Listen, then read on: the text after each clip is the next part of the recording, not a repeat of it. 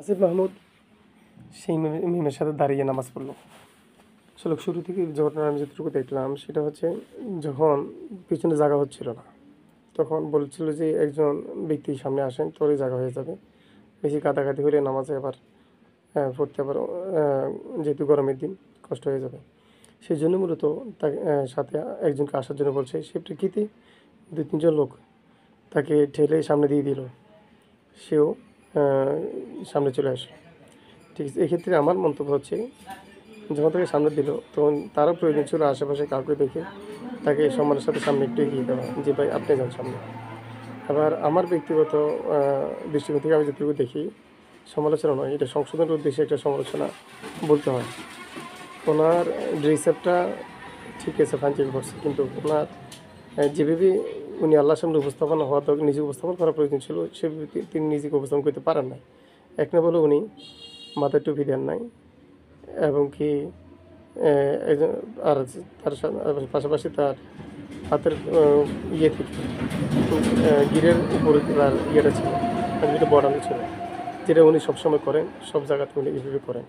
কিন্তু যখন আপনার ওনাকে মাথায় রাখা দরকার ছিল যে উনি কার সামনে দাঁড়িয়েছেন, কোনো মিডিয়ার সামনে না, উনি দাঁড়িয়েছেন স্বয়ং আল্লাহর সামনে।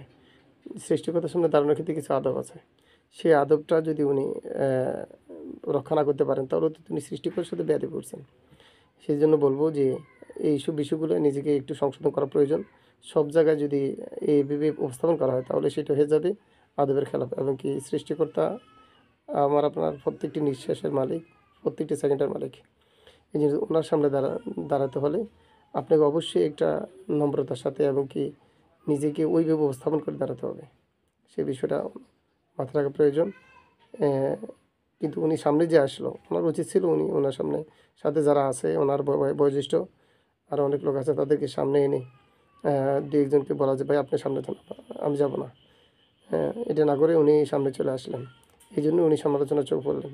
যেহেতু বিষয়টা উনি জানেন, ওনার একটা প্রত্যেকটা জিনিসকে সমালোচনার দিকে নেওয়া হয়, সে প্রেক্ষিতে বিষয়গুলো এগুলো দৃষ্টিগোচর, ওনাকে এগুলো সংশোধন করা প্রয়োজন।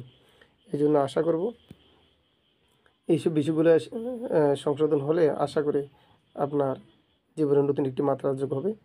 আর আপনি যে ঘোষণাটা দেওয়া হয়েছিল যে ঈদটা আমরা অন্যভাবে উদযাপন করব, কিন্তু অন্যভাবে উদযাপন করতে গিয়ে জিনিসটাকে প্রশ্নবিদ্ধ করে ফেলা হয়েছে।